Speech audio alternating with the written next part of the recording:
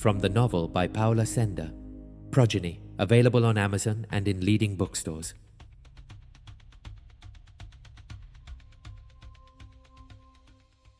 Progeny. Episode 2. Somnium.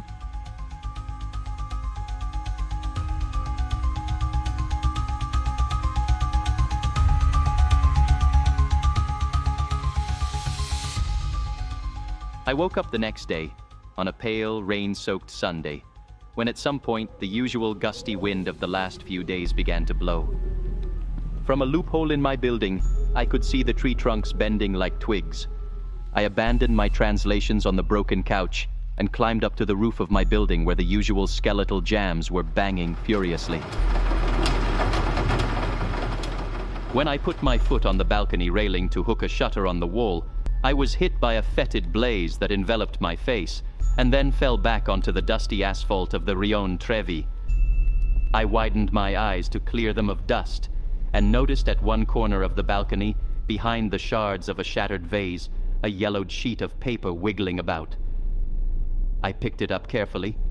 It was a parchment. I looked around for someone to claim it. The street, however, was deserted, and even the windows of the surrounding buildings were shuttered because of the gale-force gusts. I immediately returned to take a better look at it. At the top was an inscription in Latin that translated sounded like this: "It is offered as a gift, Florence, 20th November, 1493. Against the light I could not read anything, but I felt it by touch, as if imbued with a strange magnetism." On the back, with its conspicuous woodworm and less refined workmanship, it presented silhouettes like 5 islands. An archipelago? The Sirocco must have pushed it into a crack in that damned building I had been living in for months. I took it back in my hand, offered it as a gift, part of a notarial deed, I told myself, and carelessly slipped it into a cupboard drawer. But an obscure attraction drove me to want to know more. I always harbored the hope of a sensational discovery, of an unearthing that would reveal the history's most arcane secrets, greedy as I was for meaning. Curiosity had driven me from early youth to live poised between what I could effortlessly achieve, driven by sincere enthusiasm, and what I would have to conquer by legitimate sweat. Between the world of ideas that has always populated the human mind and what material things it had to express in order to extricate itself from the tyranny of needs. And every day I lived it with the fear of forgetting. An appointment, an exam, a debt. That is why I had wallpapered my ravaged living room with written notes that marked my time and the meaning of my existence. I took a deep breath and placed the parchment on the top shelf of the cupboard. The compactness of the page was a definite asset.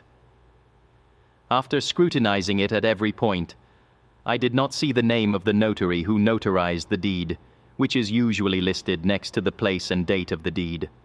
The page, however, was numbered as 1, and the invocation part was almost absent. Of remarkable consistency was the sheet cut from the flesh side. The coloring ranged from white to dirty to yellowish. The drawing side also had mold at the edges, a few small holes and dark patches. Blood, ragged from centuries. The outline of the islands was also more faded than the text, much older therefore. The Germans must have hidden it in some cavity behind the sideboard. A shift in the air, and I had found it between my feet near the balcony, at dawn on a day that was going to be sultry and oppressive. I took a couple of shots with my Polaroid, and not knowing where to keep it, I wrapped it in film and slipped it into my jacket, promising to have the paleography department look at it. I walked back down the stumpy stairs, praying that the balustrade would not give way.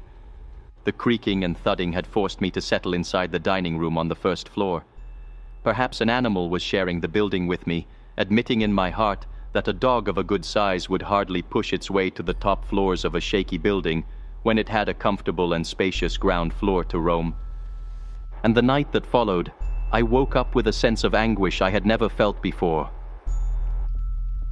I had dreamt of incoherent monstrosities, so much so that I still felt a sense of oppression in my chest. They had no face. They had drawn me inside a cave, a recess. The damp, mossy walls, the muddy, uneven ground, and an open chasm carved by a swirling torrent with devilish echoes. I took the mysterious parchment back into my hand, and this time I noticed in the sunlight the presence of a scratched inscription on a peeling wax impression just below the dedication. Oritur arises. The same expression encountered in the letter to Vespucci. It was only a hunch, but why not try to find out more? I went out into the street and looked at the building that had terrified me more than any other night the night before. On the door leaf stood the ancient family coat of arms, an outgrowth revealing the silhouette of an ox, shrouded in cobwebs that the Ponentino, coming up from the street at an accelerated pace, occasionally cleared away. It was my father's last gift to me, this hovel in Via del Tritone 8, 2 months ago, just after my dissertation. It was said that a dreaded Roman family had resided there until the papal excommunication, and for this reason it was given to Cesare Aldobrandini as the pontiff's personal intendant. There was a plaque, 1493 to 1494, to testify to this, which remained intact until some time ago. For once I should have been grateful to my father, but instead I felt behind that gesture the mocking irony of someone who had bet my endurance on that dilapidation. For the inhabitants of the neighborhood, the building was haunted by spirits invoked by my renowned predecessor, a man of the sword who lived in the odor of heresy. The tragic end of one of his assistants postulated in the early 16th century that he had been murdered by unknown persons, and the Inquisition tribunal decreed the burning of the body and the consequent confiscation of all family possessions. Cesare, who was not touched by the slightest suspicion, as he was in the service of the pontiff on the day of the disgrace, was, however, asked to leave the house. The palace was set on fire throughout the floor where the crime had been committed, and the victims' ashes were thrown out of the holy fields. The tenants who succeeded one another in that distressing building were not many. During the Nazi roundups, it became a German command post for a few months, and then fell into oblivion until my father won it for a few lire.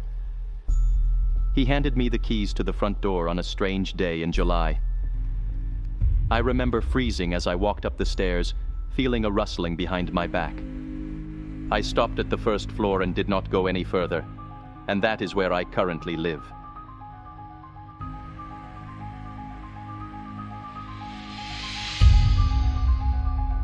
Paola Sanders Podcast.